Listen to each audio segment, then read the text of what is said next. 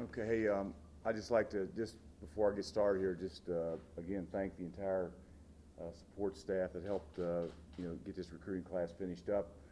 There's a whole lot that goes into a class that starts way back well over a year ago, and of course finishes up today. And without Dr. Kopp and Mike Hamrick and the entire football staff and Mark Gale and just all the support staff, GAs, it would be impossible to accomplish what was accomplished today. I'm happy with the class. There weren't a whole lot of surprises. There were a couple guys we picked up there today we weren't quite sure we were going to get, so we were about +2 on the day, which is unusual in this business. I'm not sure that's ever happened before, but I think for the most part we met our needs, and we're excited about them and looking forward to getting them up here. A lot of them are here already, and getting the rest of them up here in June. So at that point, we'll just take any questions you have. What were the major needs you were trying to fill?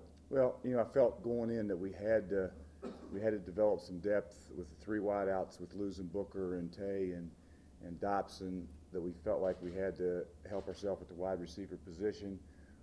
Going into it, we would like to have gotten a couple older kids from possibly the junior college ranks, but we were able to get Shawnee Kersey from Penn State, and we're also, of course, Devin Smith, who's already here from Penn State, transfer, so that provided us a couple older kids to go along with Josh Knight and Justin Hunt, which are a couple of high school guys. So we felt like we met the need at the wide receiver position. We also wanted to develop more depth with the offensive line. We signed 5 of those guys. We felt like we needed that pass rusher. Blackman's in the fold, which was good. And then you added Josh Brown, who's already on campus, and Gary Thompson, and a couple of those other kids are already here. We feel like we can develop some pass rush there. The linebacker position was critical. Neville Hewitt from Georgia Military was a good get. Really like Stephon Houston that we got, and Aaron Plant's a very athletic guy. So we feel like we helped ourselves at linebacker. And if you take a look at the safety position, being able to get Taj Letman, the JUCO kid that can give it a little older help there, and then signing Michael Johnson, high school, along with Taquan Lang, that was huge for us. That was huge. As the season progressed and you saw what was going on with the defense, did the recruiting of the defensive side become more and more priority, or was it kind of the same way going throughout the season? Well, we felt going in, we knew what our needs were, and we knew that with the way the offenses are going in today's world, you have to be able to create pass rush with your down 4 or down 3, whatever scheme you're in, and we need some pass rushers that can get there without having to blitz. So we went hard at getting that done, along with people we knew we already had on campus to shore that deal up. And then at the linebacker position too, we wanted to continue to get more athletic. And with Houston, with Hewitt, and then you got to throw Treen in that mix too, because he's now out there. And then you add Stephon Houston, Hewitt, Plant, those 4 guys to that mix. There's some pretty guys. There's guys there that are a little bit more physical, but also can run. And with the Johnson signing, I mean, you're flipping a kid. It was a Florida State recruiting. This team just won the Orange Bowl. As coaches and as recruiters, how satisfying is that to know that all that hard work you put into trying to bring this guy into the fold, came to fruition? Well, we got great contacts at Booker T. Ice Harris is a personal friend. Ben Hanks I recruited out of high schools down there, and we have a lot of friends in that school. And Michael, I'd recruited Michael's dad way back when he was at Miami High years ago, and so I had a relationship with his dad there. But he's a tremendous young guy that wants an opportunity to play early, and kids do things for different reasons. And we were fortunate that we hung in there with him. He visited, he liked it, and he ended up signing with us. So that was a good get. Now you mentioned something just there when in talking about I recruited his dad, and I've read stories in the past where other coaches are in that South Florida area said he's not just recruiting these kids, he's recruited their dads, he's recruited their uncles. How obviously it plays a part. How important of a part has this played kind of in developing your ability to kind of really go in there and recruit? Well, relationships are everything in the recruiting business. Trust and relationships, and that's everything. And Juwan Sider's done a tremendous job down there. I mean, I've got but Juwan Sider he's right in the middle of all that. Those guys trust him, and he's the reason we're being as successful as we are down there. Of course, along with our other coaches, and hiring Alex Mirabal from down there at FIU, that he was a high school coach in that area for years. that just increases our, our trust from those coaches down there. So we've got great relationships in that South Florida area. And of course, Cato and Schuler coming here and having the kind of success that they've had, and some of those other South Florida kids, it only helps us in that area. Something that could get lost in the mix is the fact that you all are doing that short staff. I mean, there have been some turnover there. How difficult is that process for you all to sort of, maintain some consistency with so many kids with so few people? Well, to be honest with you, I was nervous at one point because when you lose, and it's happened to us every year. This isn't the only year we've had turnover, and Florida State was a little bit the same boat. They lost 6 guys and were able to secure. And again, it's all about relationships. It's all about. That's why I think it's so important that the head coach is involved with every kid, and not just 2 weeks prior to signing dates. You better have a relationship with that kid from day one, because if that happens, you better be in position to go in there and get it done. And but you know what? The Juwan, Jared Parker, J.C. Price, Bill Legg.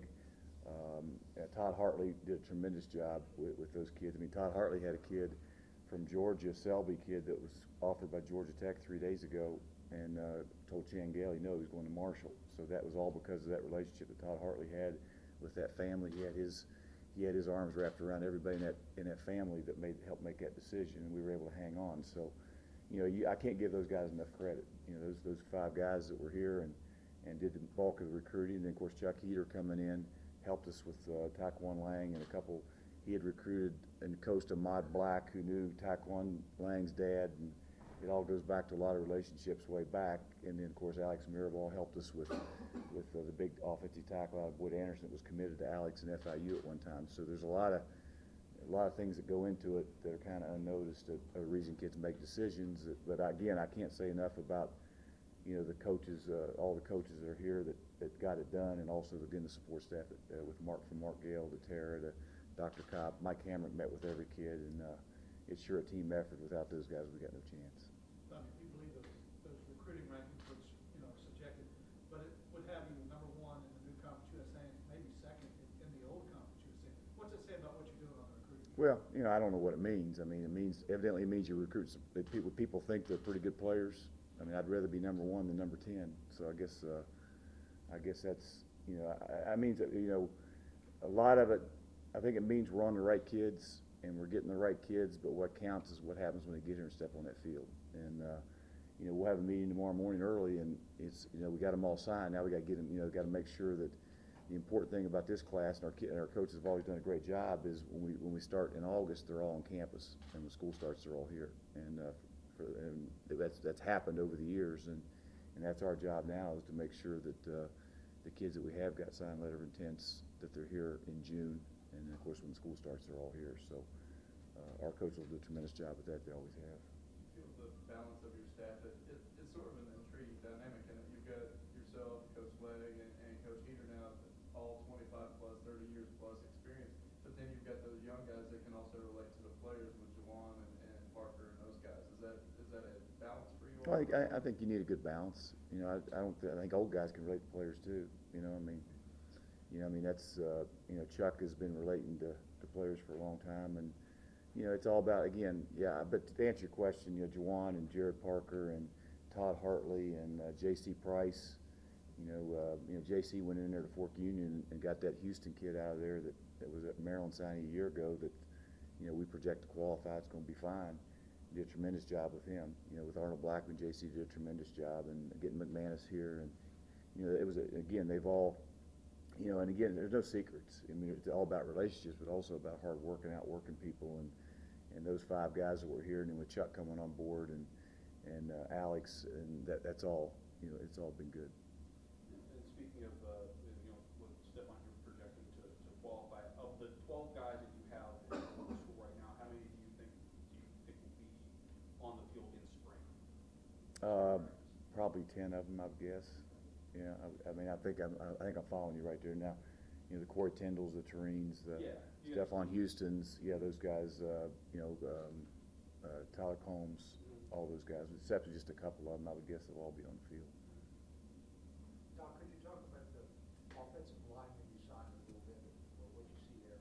Yeah, I like Jack. The Sansley kid, the big Sansley kid he's I don't know if any of y'all saw him when he was here. He's a man now, and he's he's about as athletic, big kid as I've ever been around. He's got the biggest hands I've ever seen in my life. But Alex Mirabal had him in camp for 3 years, and he's a big athletic kid that is his family, neither parents speak English. It's a kind of a neat situation. The kid's done a great job, and there were some things about him not being eligible. He's a great student. I mean, he's a smart kid that'll be fine test-wise. He's already got the test. But he's a guy that Alex had in camp, had a great relationship with Alex. He was committed to FIU at one time. And then when Alex and that staff was let go down there with Mario, he decommitted and ended up coming here.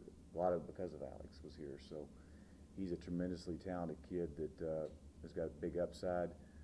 Cody Collins, really excited about him. He's got great toughness. He brings a lot to the table as far as he went out in an all-star game and played out in one of those deals somewhere and just did a tremendous job.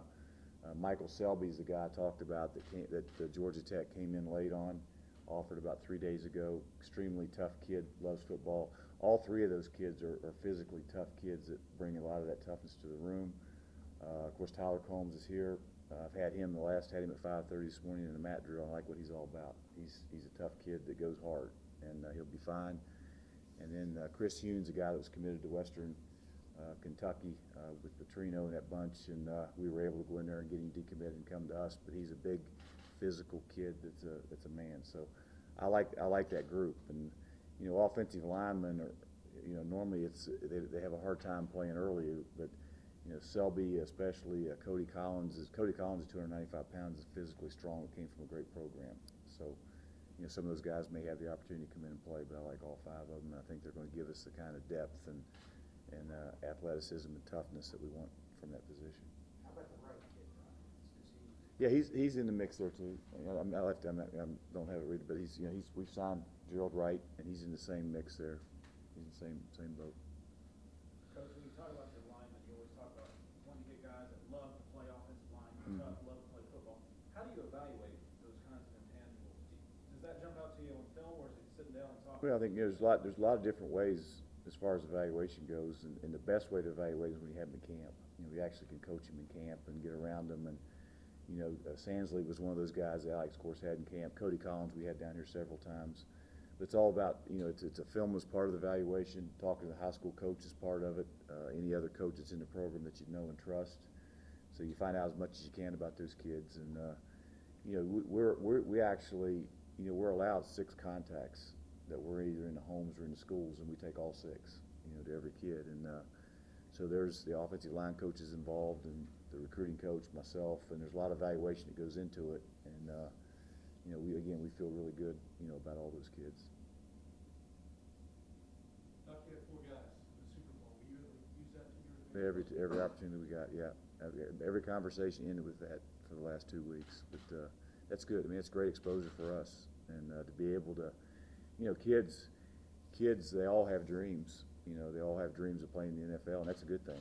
And I recruit those kids. I always tell them I want 2 things. My job as a head coach is to make sure that 4 years down the road you walk out of Marshall University with a college degree in that hand and an NFL contract in that one. That's my dream for them, and that's a dream they all should have. And a lot of people say, Doc, you shouldn't talk like that. But I say, I want guys. I have extremely high expectations and extremely high standards. And I want to surround myself with kids that have those same dreams, the same expectations, and same standards. And for them to be able to turn that thing on, that TV on for Super Bowl, and see those 4 kids playing, it's that dream of playing the NFL right there at Marshall University. And I think we had the second most players than any team in the Super Bowl. So we used that every chance we got, and we used a lot, to be honest. You were talking a little bit earlier about the lineman whose parents were fluent in English, and I'm sure you've probably come up against that before in your, on the recruiting trail. What does that do to kind of, I don't know if the word's complicate, but kind of throw a little monkey wrench, just like, all right, I want this kid, and I want to try and, impress upon the parents how good we are, but there's that language barrier. Yeah, well, what we had to do in this case is we had to find somebody that spoke Creole, and Alex, we found somebody at the school there that spoke Creole, and so we did the home appointment, and Alex sat in there with somebody that spoke Creole and got it done. So if there's a will, there's a way. I wasn't smart enough to figure Creole out, so we had to find an interpreter. So it's a challenge sometimes because you're getting into more and more. It's amazing, the Haitian kids and and the kids that are by, speak different languages, that you're running into that more and more, because they're becoming good players. This isn't anything new, but can you talk a little bit about, Marshall's ability to take kids that don't project as qualifiers? Well, we try to do our homework more so on guys that possibly may not make it, and we don't do a lot of that, but we do some. That's a great advantage for us. We've had great success with that. Vinnie Curry is a perfect example. Vinnie Curry was honored at last Saturday's basketball game as the Scholar Athlete of the Year, and that carries a whole lot of weight with us when we're going into homes and presenting that to kids in that situation, because Marshall provides them with an opportunity to get an education, which is the most important thing. And I tell you, it bothers me a little bit what's happened with all these rules out there with the NCAA and all right now, because they're taking opportunities away from kids that need it the most. I mean, to deny Vinnie Curry a chance to get an education was a crime, because he showed that he can get it done. He'll be a great ambassador for this university. He's going to be very successful in life because of what Marshall provided him. So in my mind, it's a great opportunity. I love the opportunity to be able to go out and take 3 Vinnie Currys or 4 Vinnie Currys a year, provide them with an opportunity, and see them walk out here 4 years down the road with a college degree. I probably, as a coach, get more satisfaction out of that than seeing him get drafted by the Eagles. So, Mike Hamrick and Dr. Kopp have given us the ability to do that, and those kids have done a very good job for us. Coach, is this as comfortable as you've been with the program since you got here with now some 3 recruiting classes and now looking at a pretty good nucleus coming back? Well, I think the key here is, Keith, I knew we had some issues last year when I walked out there senior day, or I knew that when senior day rolled around, I was going to have about 4 or 5 guys walk out there. Anytime you've got that, and I think I had 2 of them dressed that were playing, but I knew prior to the season we had some issues because of the number of seniors we had. If you look at our classes now, from here on out, I mean, there's 20 plus in this year's class that will be seniors. If you look at our junior class, it's 23 plus, I think it is, and on down to sophomores. So, we're getting to the point right now where we have 20 plus in each class, and I don't have the exact numbers. Jason's figure that out for you, but that's where you want to be. I mean, if you walk out on that field on senior day, and you've got 4 or 5 seniors out there, chances are you got problems, and we can't let that ever happen, and it won't happen here as long as I'm here again. How big did, the schedule was released about a week and a half ago.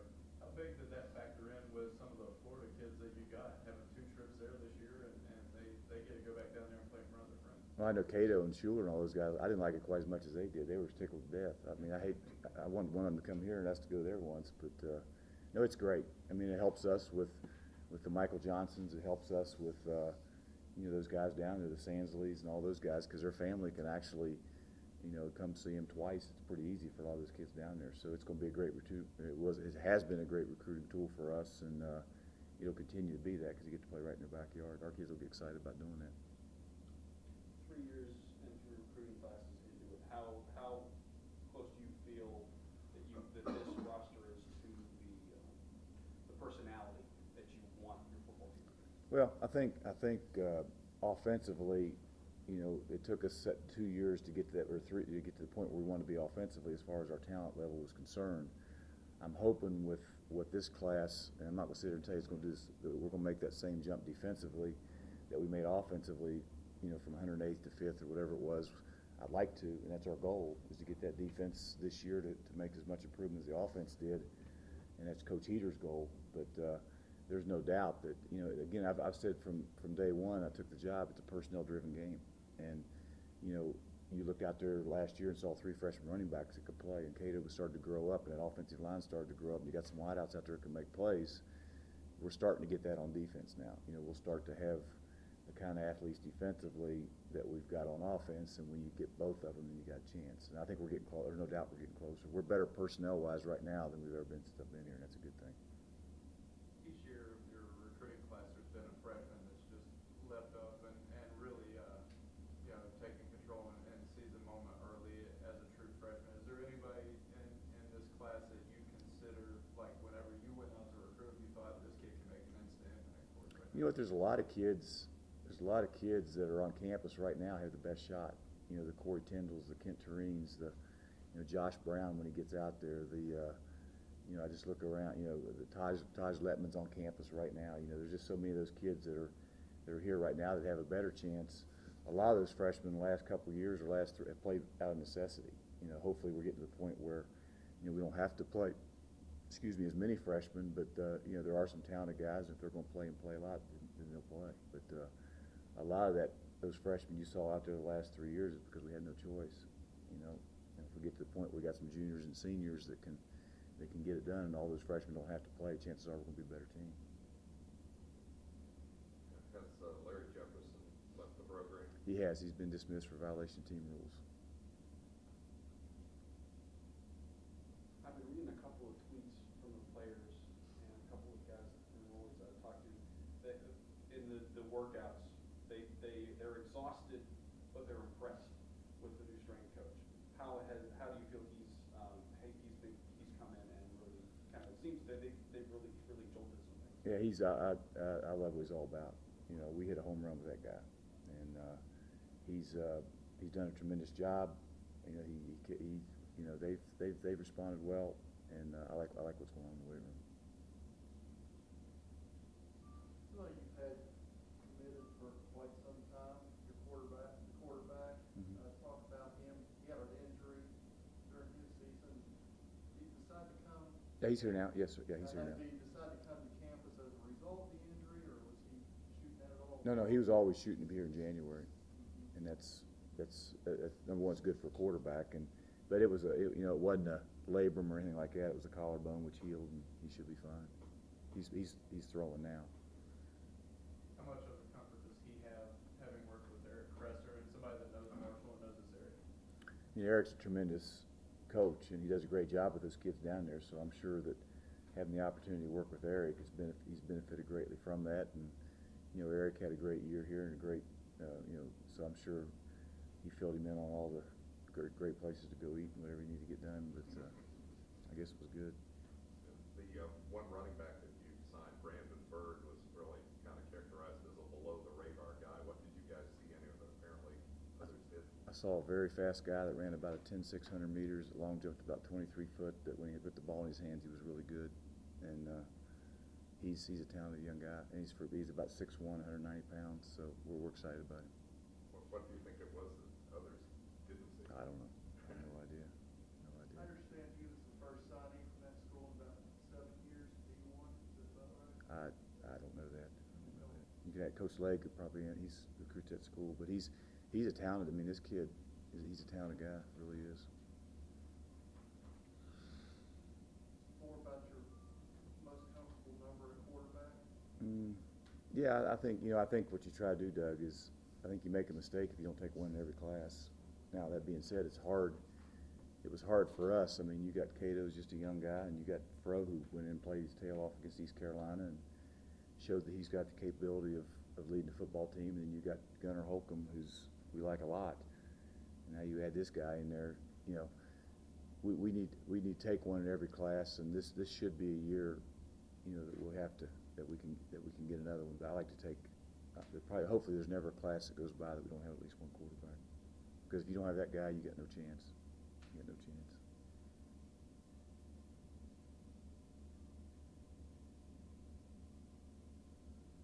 All good? Thanks, guys. Appreciate you.